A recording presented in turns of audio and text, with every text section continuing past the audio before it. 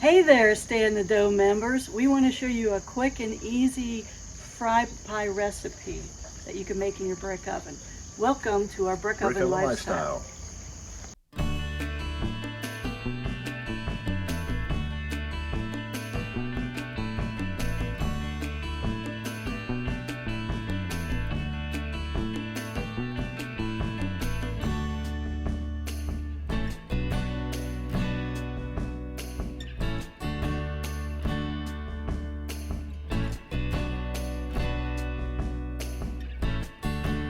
I'm here with my husband Scott, and I'm Bonnie. Scott makes these beautiful brick ovens, fireplaces that I get to cook in all the time. Let's get started. I'm using already made pie crust. We are fortunate around here, we have a local pie maker, so I use their crust because they're really good, but I will have a recipe available, just the basic pie crust for you to look at if you need to. Scott, we're going to take a little bit of the flour, not a lot, but just to put on our flour or on our board to keep the pie dough from sticking to the board. If you get too much, just push it off to the side. We don't want it real, totally saturated with flour. All right. And then we're going to take our pie crust gently out of the pie shell. And this is coming out of the refrigerator chilled, so it's easier to work with. Otherwise it might get a little too sticky. If it gets too sticky, just put it back in the refrigerator for a few minutes. Then we're going to put a little bit of flour on top, just a little bit, so our rolling pin won't stick to the crust when we're rolling this. I want to get this, right now it's just a little bit too thick. We don't want a real thick piece of pie dough with our fry pie. So I'm going to try to make this around 1/8 of an inch thick.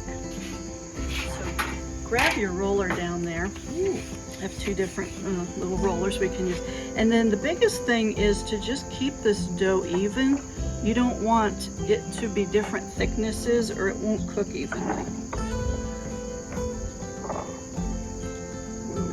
So you're just thinning it down? I'm just thinning it down, yes. Okay. To like an 1/8? Like an 1/8, but it can be just a little bit thicker, but the thinner you have it, the more you get to taste the filling instead of the pie crust. Sorry, I want to put a tape measure on it because that's what I'm accustomed to doing. We're just going to eyeball it today. Eyeball it, okay.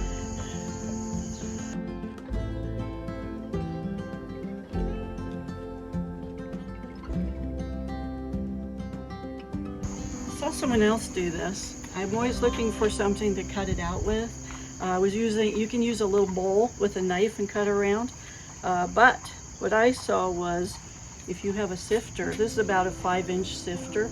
You can make these a little bigger if you want, but we're going to go with 5 inches. And I'm going to try to put it down so I can get 2 of them out of this pie dough.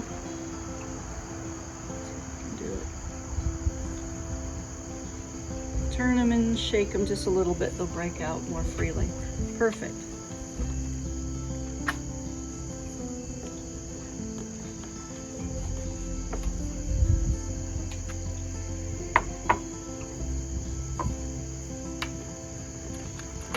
Going for 3. Oh boy, you're doing better than me. I was kind of wishing I had made 3. Cool. Okay. And then the excess dough. Just peel that away. Actually, we're going to peel that away. We're going to actually reuse that. And I'm going to try to make 6 of them if I can. Oh, okay. Okay, this is the fun part. We decided on a black raspberry jam, which My is favorite. Scott's favorite always. And then a red raspberry jam, homemade from the garden, which is my favorite. And we're going to use that for our filling.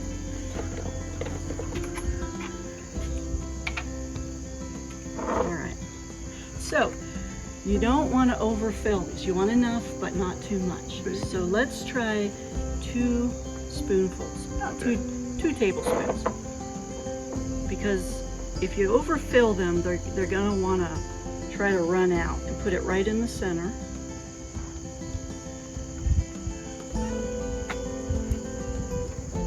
actually. I might do a tablespoon and a half. I'm being less You're being generous. That's okay. If you put too much in, it will try to spill out, so you don't want to do that. So we got our jellies on top now. Next step is to put a little bit of this egg wash around the edges of the dough. That way it gives it something to seal to when it's baking. And he's using that little thing, that little brush. I'm going to use my fingers, they're clean. All the way around the entire. Yes, and it doesn't have to be a lot, but you just want to seal the edge. And don't let your jam get to the edge either. It won't seal right if that jelly is touching the edges. But yeah, do the whole way around. I've tried it without, it doesn't stick, it doesn't seal as well. Next step is to fold them in half. And again, don't let that jelly get to the edge. And then just slowly pat the edges down. We're gonna put that fork design in there like my Oh yeah. Some mom used people, to do. yeah, some people use their fingertips and you could press down. That's fine. I kind of like using the fork edge. That's why I gave you your own fork over there. My favorite part of my mom baking was I always got one of these full of cinnamon and butter. Oh. So we're gonna crimp the edges. Start at one end. Isn't that pretty? It's so easy, and it's just, I think it's the prettiest way to do it. And this is gonna help seal it. We're gonna cook this at 375 in the brick oven for between 20-25 minutes until they're golden brown. The way I maintain it, first of all, I started this 2 hours ago, and I got the air temperature up within 45 minutes. But you need to get the brick hot because the brick is what's radiating all of that heat that you're cooking with.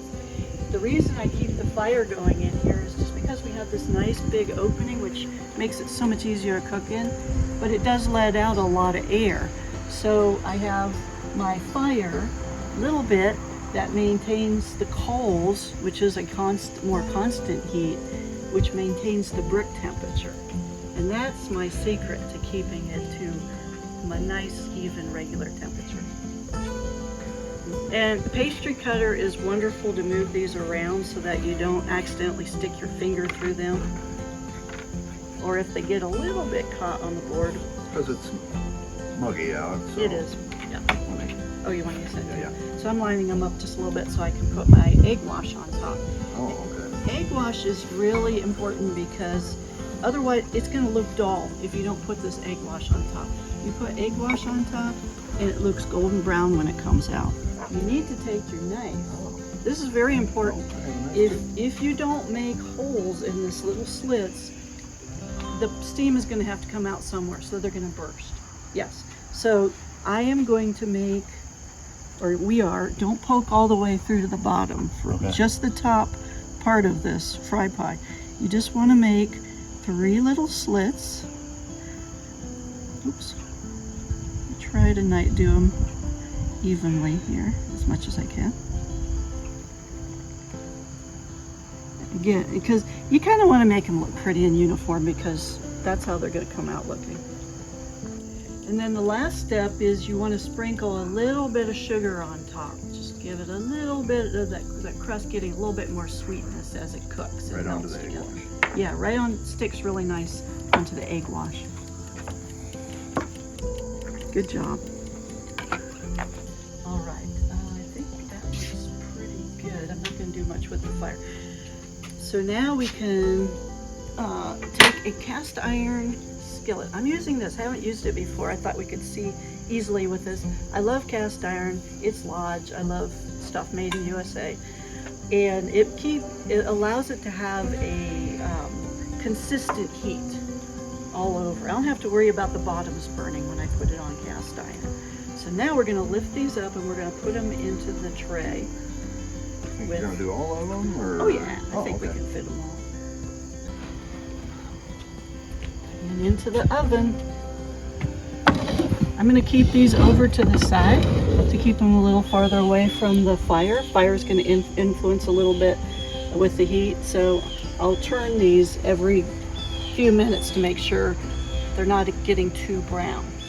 If they start getting a little bit too brown on top, I'll take a piece of foil toward the end and I'll just put that over the top to keep the tops from browning too much. We're going to set the timer for 10 minutes just to remind us to check it at the halfway point for sure, and then we'll do another 10 minutes after that.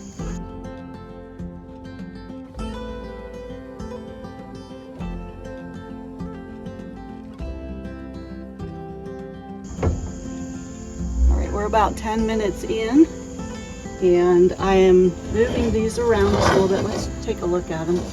Oh, one of mine's leaking just a little bit, wouldn't you know?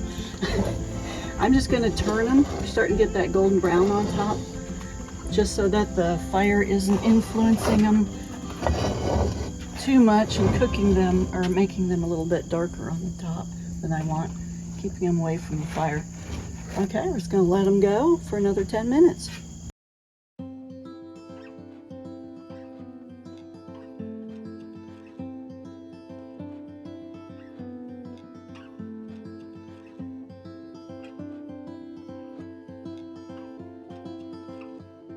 All right, it's been 20 minutes. Let's check the fry pies.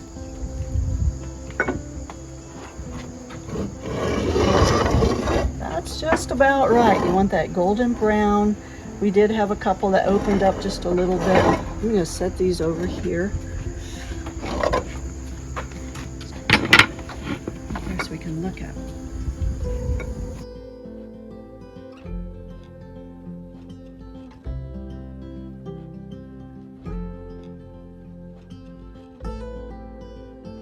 Okay, this is the best part of the whole thing. We get to try these. And he snuck in here and made a cinnamon brown sugar one. Yeah. I'm just gonna take one of the raspberries. Yeah, go ahead and cut that in half. Ooh, that's hot. No. Straight out of the oven.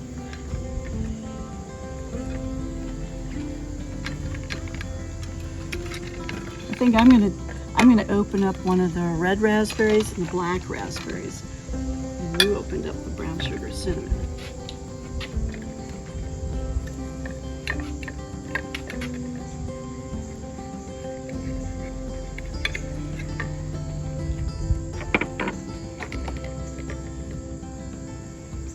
Gorgeous. So it does look like. There's the insides. Okay, it's time to taste them. First I'm going to try your black raspberry. Oh, that's good. It's just like what I used to have when I was a kid. My mom used to make out of the leftover dough. Yep. Love it. That's a nice little easy dessert. Love it. I'm going to try the red I raspberry. like the black raspberry. You don't like it? Oh no. Oh God, no. Those are so good. How was your experience cooking here, these fry pies? Because you've not done this before. Right, no, that was super easy.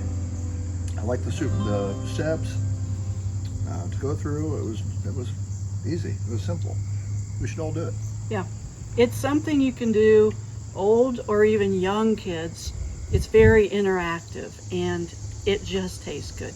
Use any types of fillings you want. These are just the ones that we prefer. Thank you for watching our video.